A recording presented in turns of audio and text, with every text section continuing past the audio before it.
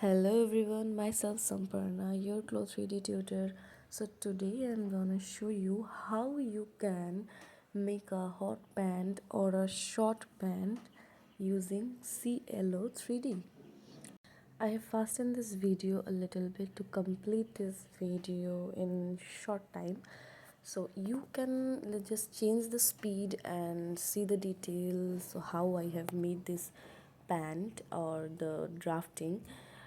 So I will start my CLO 3D classes soon. So anyone who is interested joining my class, want to learn CLO 3D beginner course, please comment interested below this video. So as soon as I get too many people to join my class, then I will post a registration form. With that form you can join my classes, and please share this video with your friends and with your colleagues, anyone who is interested joining my classes to learn beginner course CLO 3D. Thank you.